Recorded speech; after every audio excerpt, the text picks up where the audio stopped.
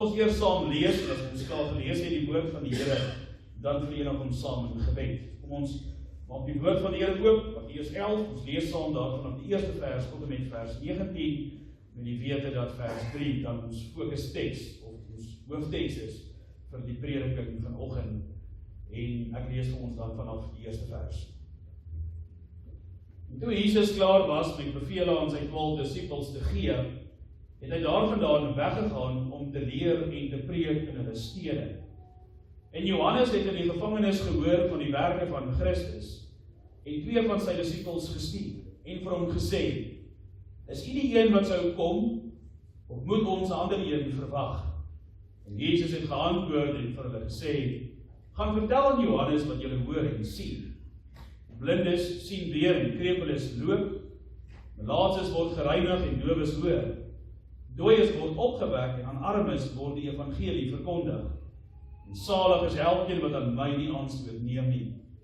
En toe hulle vertrek, begin Jesus vir die skare aangaande Johannes te sê, wat het julle uitgegaan om in die woestyn te aanskou? 'n riet wat deur die wind beweeg word? Maar wat het julle uitgegaan om te sien? 'n man met sagte klere aan. Kyk, die wat sagte klere dra is in die huise van konings.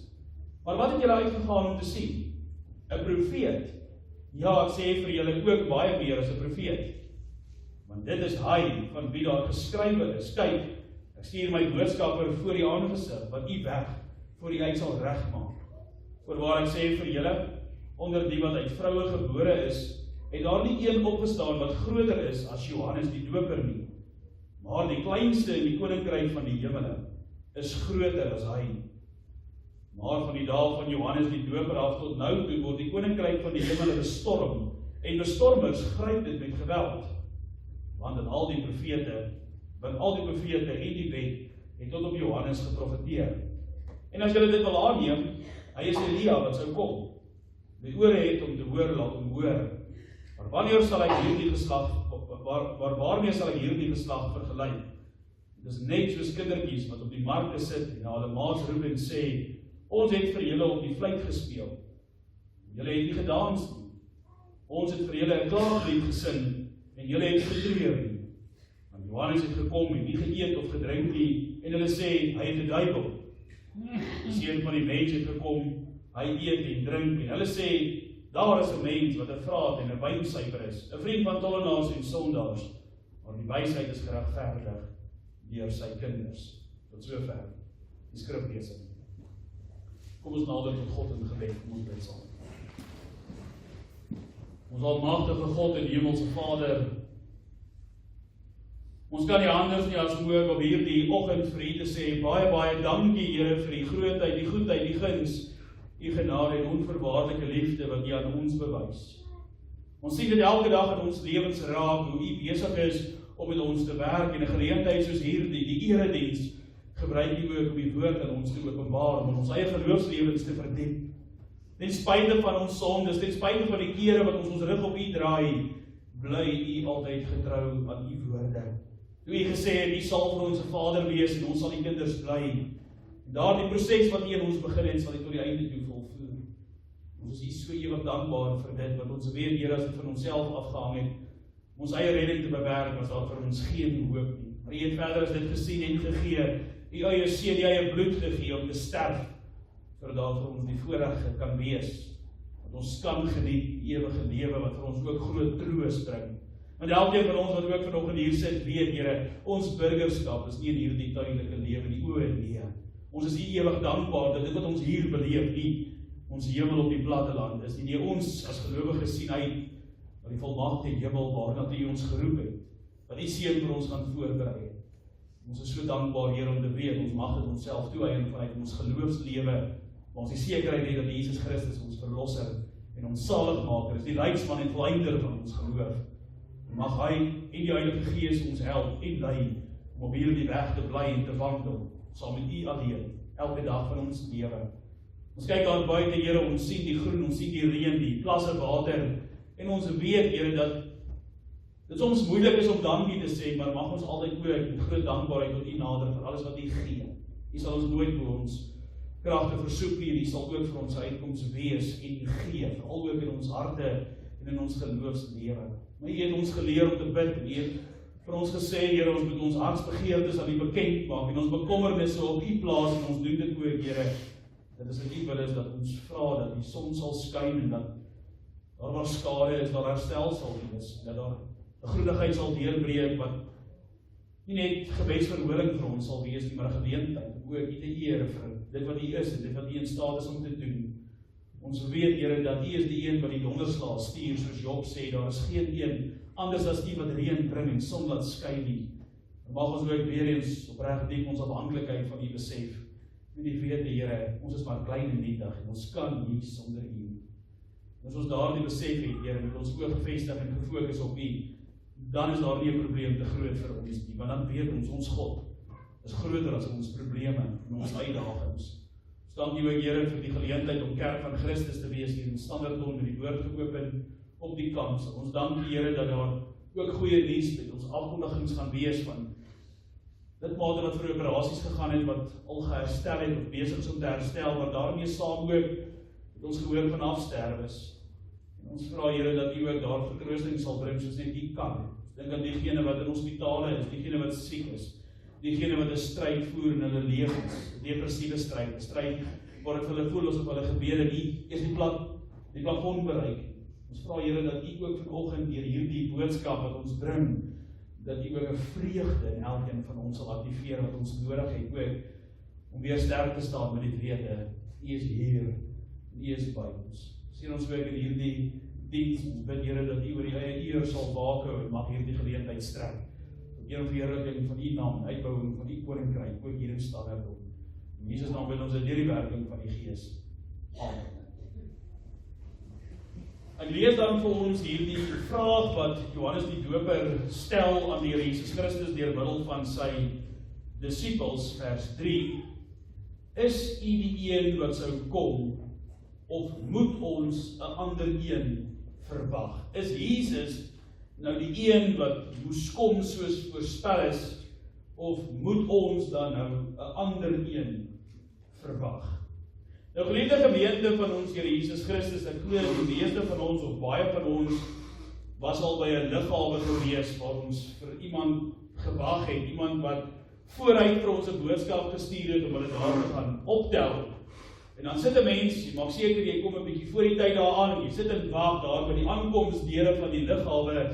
En die volgende oomblik gaan daar die deure oop en die mense stroom daar uit. En daar's 'n opgewondenheid wat in jou geaktiveer word. Jy sit en jy kyk want jy's nuuskierig, jy wag en jy wag en jy wag. Hierdie persoon vir wie jy wag het beloof, hulle is op pad. Hulle het die vliegtuig geklim en hulle is nou daar. Maar dan kry mense ook daar ongemaklikheid. As dit 'n bietjie langer vat as wat 'n mens jouself voorberei het. Die mense wat deur die deure stroom word al minder en minder. Naderhand begin dit vir jou voel asof jy moet begin fokus, dalk mis jy hulle. Jy begin 'n bietjie meer ernstig te kyk. Jy kyk na gesigte, klere dra, hare. Jy sê, hier, dis nie hulle nie. Dit is my amper gelyk, soos die een vir wie ek wag. Hierdie glimlag laat my dink aan die persoon vir wie ek wag. Maar ongelukkig wag jy, die twyfel begin jou te knaag, jy begin naderhand te wonder, het hierdie persoon nou werklik op die vliegtuig geklim? Het ek die persoon dalk gemis? Dalk het hy vir my die verkeerde dag, die verkeerde tyd gegee. Waar onsekerheid begin 'n mens intel. Ons almal ken daardie gevoel, die onsekerheid wanneer jy wonder of die een vir wie jy wag werklik gaan opdaag. En vandag op hierdie derde Sondag van die Adventtyd kom ons teks presies daarby uit, by daardie gevoel wat 'n mens beleef as jy sit en wag en wag en wag en dit lyk vir jou asof hierdie persoon nie gaan opdaag nie en of die regte persoon nog nie gekom het nie. Johannes die Doper sit in die tronk en hy stuur 2 van sy disippels na die Here Jesus Christus toe om hierdie vraag aan hom te stel, eintlik 'n baie hartseer vraag. Is U die een wat sou kom of moet ons 'n ander een verwag? Johannes weet wat sy roeping is. Sy roeping is om die weg voor te berei vir Jesus. Maar maar nou sit hy in die tronk. Hier die teksgedeelte reg te verstaan, moet ons eers 'n bietjie delf binne in die konteks van hierdie teksgedeelte. Die Here Jesus Christus is besig met sy prediking en hy beweeg daar in die landstreek van Galilea waar hy preek. Hy leer die mense van die Here, hy leer die mense van God se verlossingsplan, hy leer die mense van wie hy is en waarom hy gekom het. Hy doen 'n klomp wonderwerke, hy maak mense wat siek is gesond. Sy 12 disippels het pas die opdrag gekry om ook nou te vertrek en presies dieselfde te doen wat die Here Jesus Christus doen. En oral waar Jesus kom, gebeur wonderlike dinge. Wonderlike dinge. Blinde mense sien weer. Krepeles of verlamdes loop weer. En melaatses, daardie siekte wat jou uitgewerp het in die sosiale samelewing, word genees. Maar intussen, tussen al hierdie wonderlike nuus, sit Johannes die Doper daar alleen in die donkerte van 'n tronksel. Hy is daar omdat hy koning Herodes Antipas aangespreek het, aangekla het oor die sondes wat hy doen. Watter sonde het hierdie koning gedoen? Wel, ek glo ons ken die verhaal van Herodias, sy broer se vrou wat hy mee getrou het. En in daardie tyd, volgens die wette, mag dit nie gebeur het. Johannes die Doper het hom aangespreek daaroor. Hierdie profeet van die Here Jesus Christus spreek die koning aan, en die vrou tree op, sy hou niks van hierdie Johannes die Doper nie, en sê hy moet in die tronk gegooi word, en uiteindelik doodgemaak word. En hierdie man, Johannes die Doper, wat daar in die woestyn geleef het, glad nie beïnvloed deur enigiets van die wêreld waarin hy gewoon het, die heuning en sprinkane geëet het, en met kameelhare gepreek het. Die man wat Jesus by die Jordaanrivier gedoop het, en die voorreg geniet het om te kom aanhoor hoe die Vader wat in die hemele is, tot sy seun spreek. Dit is my geliefde seun, in wie ek welbehaag. Hierdie selfde Johannes, hierdie goeie diensknegt, gehoorsame diensknegt van die Here Jesus Christus, sit nou vasgeboei in kettinge daar in die tronk, alleen. En hy wag op sy dood. En hier sit hy, in die tronk. En nou hoor hy, van al hierdie stories en verhale en gebeurtenisse aangaande die Here Jesus Christus. Hy sit daar in die tronk en hy hoor hoe die Here Jesus Christus spreek en hy hoor wat hy preek.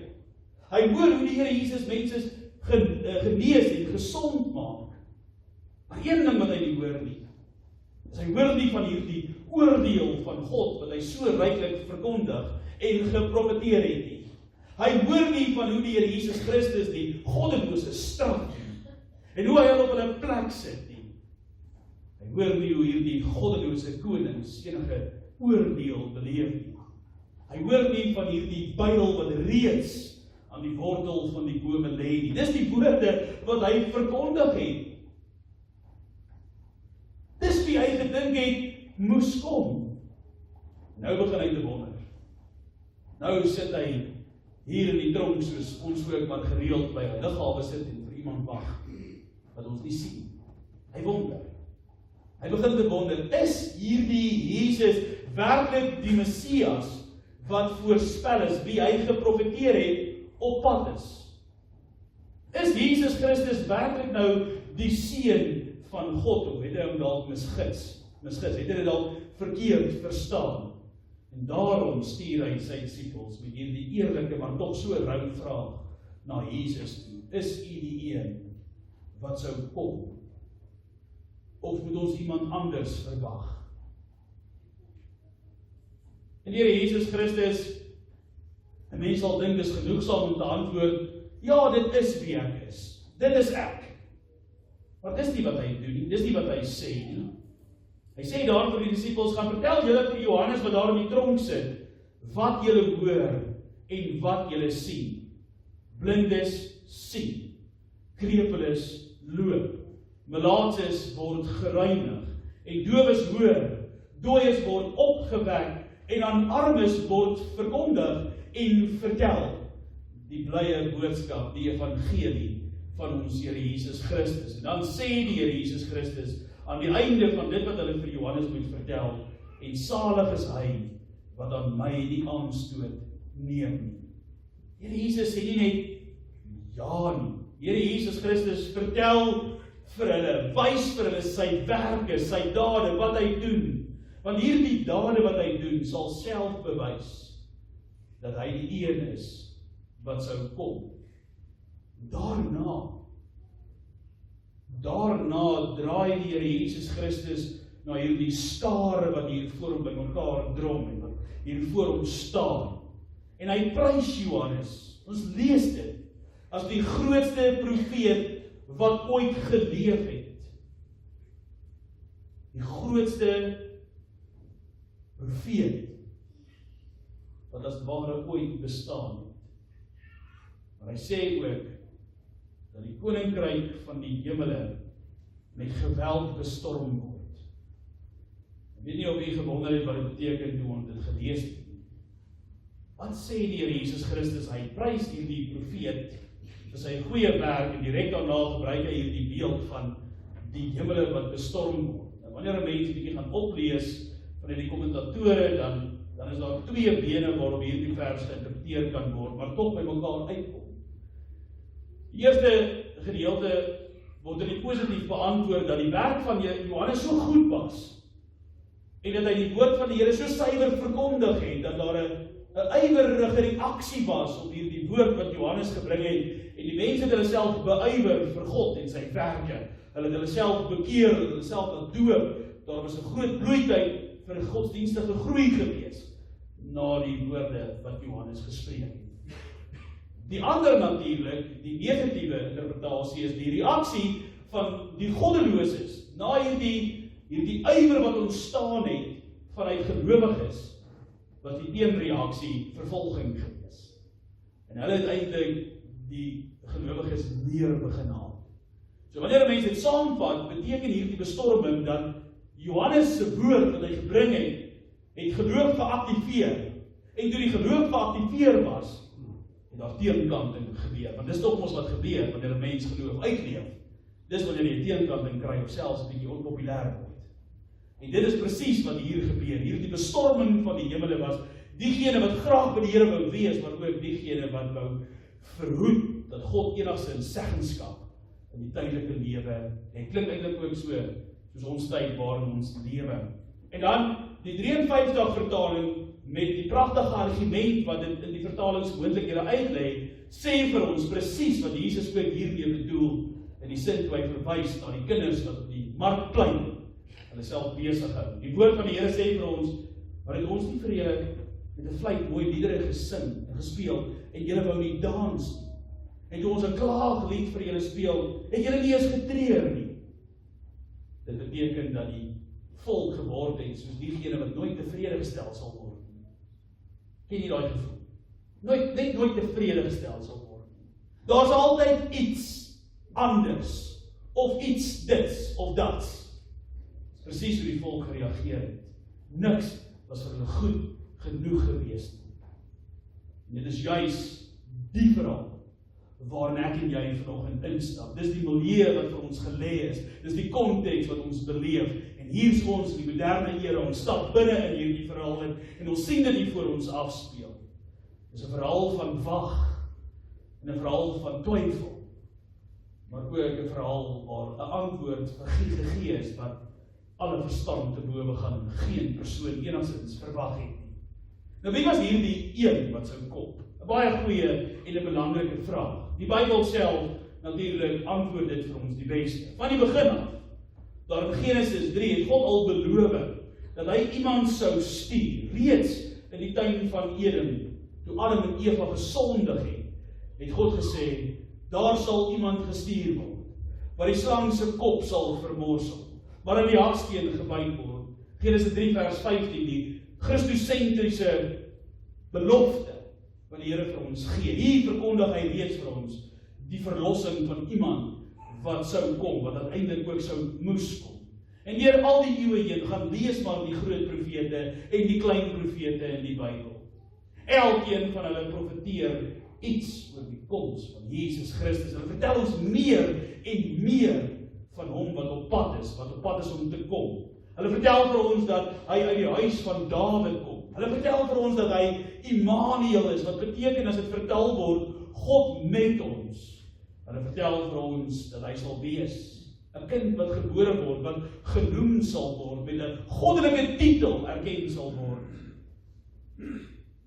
Wonderbare raadsman, sterke God, ewige Vader, vredevors.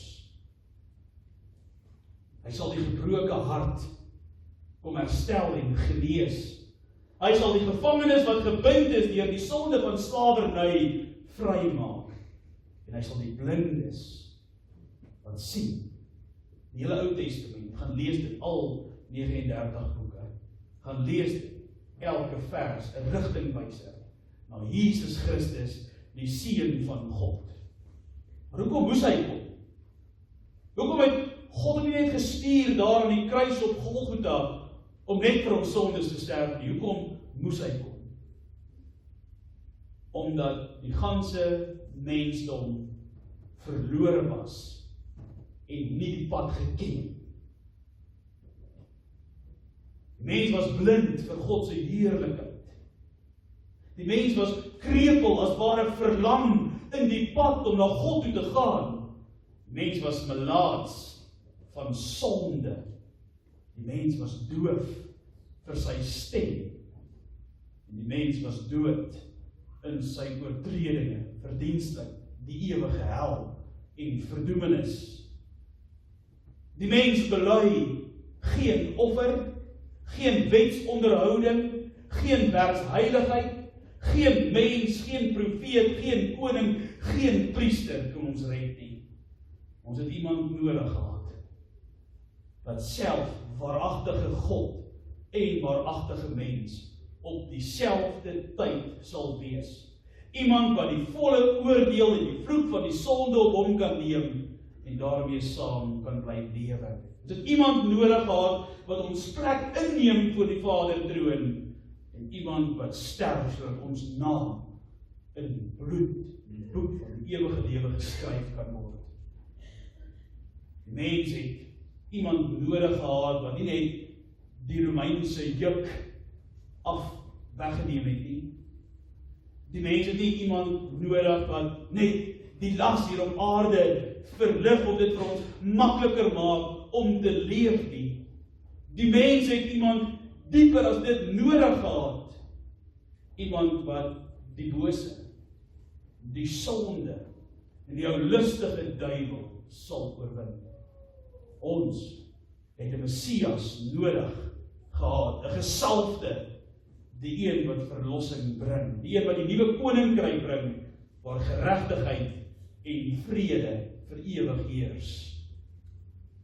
En dit is hoekom die hele Ou Testament een groot wag is. Sit voor daardie deure, voor die nuwe verbond, die nuwe testament, die nuwe verklaring van God vir ons, sy mense.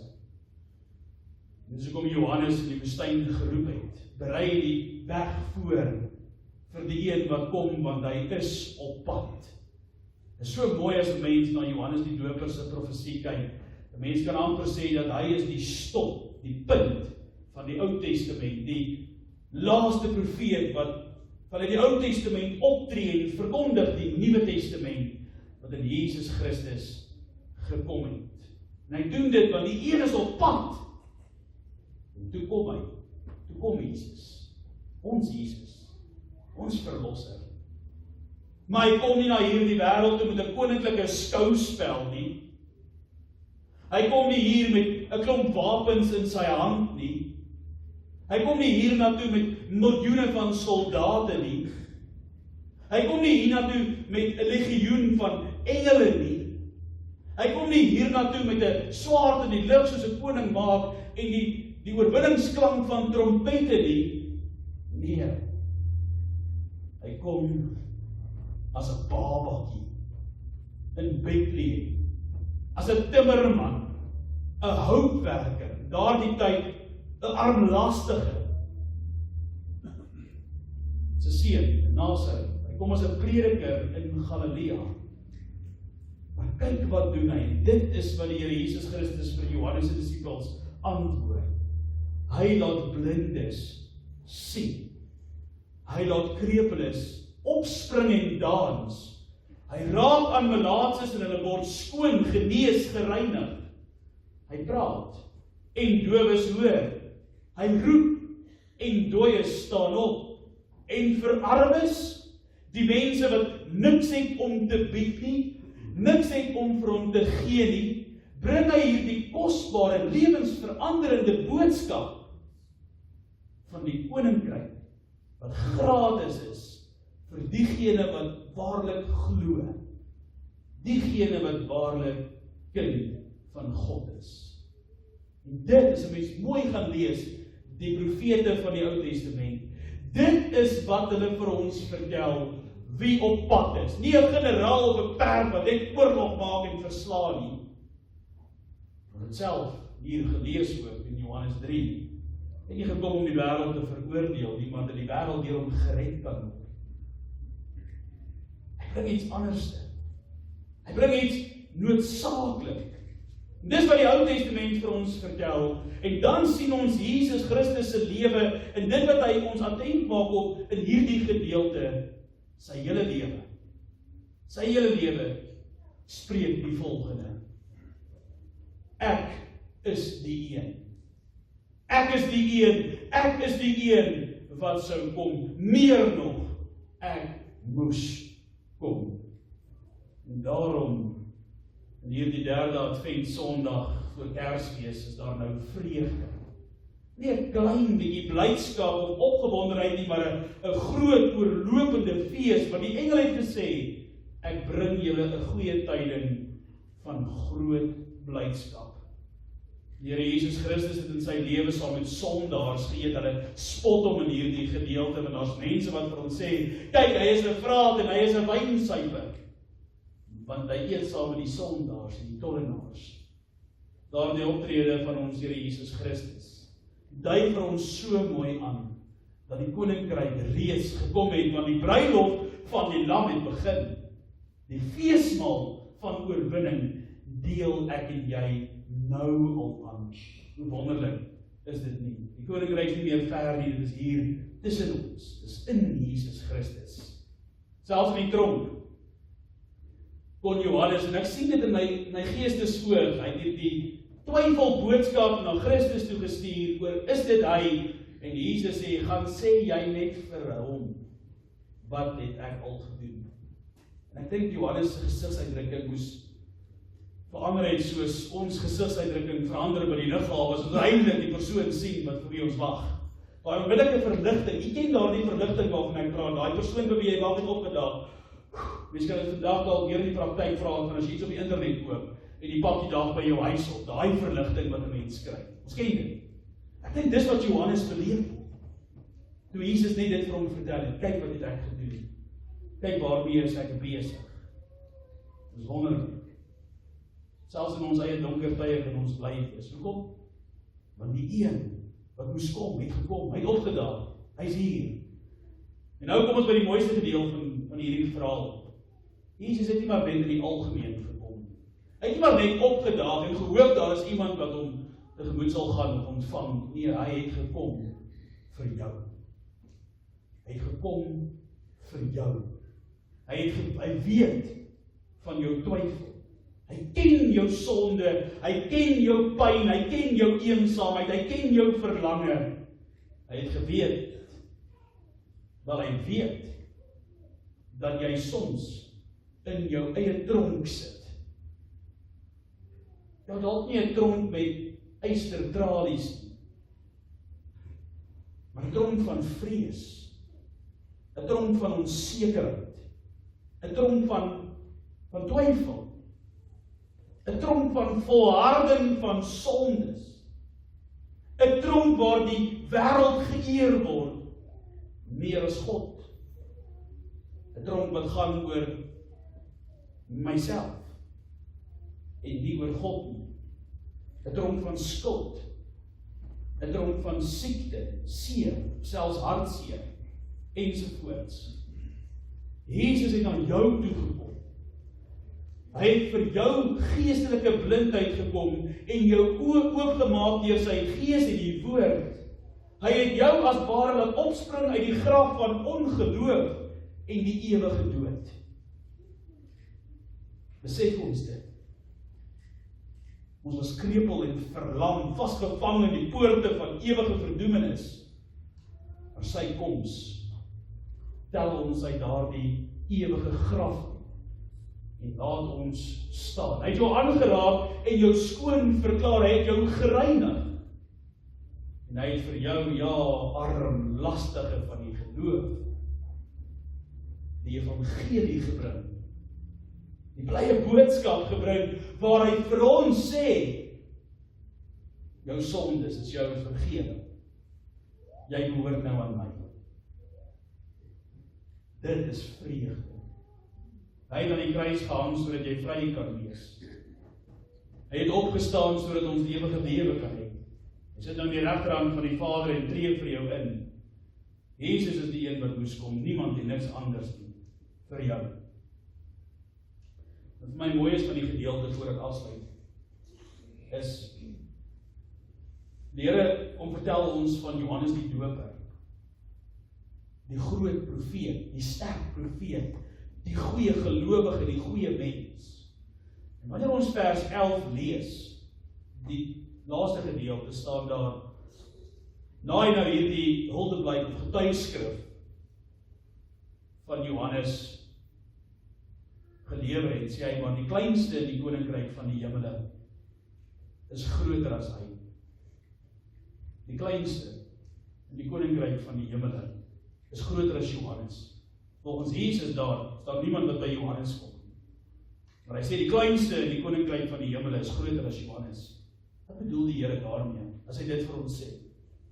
Een ding wat Johannes nie die voorreg gehad het om te sien, te aanskou en te beleef, die kruisiging, die dood, die graf, die opstanding en die hemelvaart van ons Here Jesus Christus.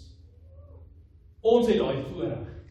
Wanneer die Bybel hier praat van die kleinste in die hemel, praat hy van diegene wat as ware in Christus is. Wat die voorreg geniet om onder die nuwe verbond in Jesus te wees, ek en jy. Ons, wat vandag hier sit, in die huis van die Here, ons is groter as Johannes die Doper. Dit is nie 'n wonderlike getuienis van ons lewens nie. Maar ook 'n baie groot verantwoordelikheid. Mag die Here ons ook daarin sterk, dat ons so sal lewe. En ek wil afsluit met hierdie vraag wat Johannes dan ook gestel het. Is Jesus die een wat sou kom?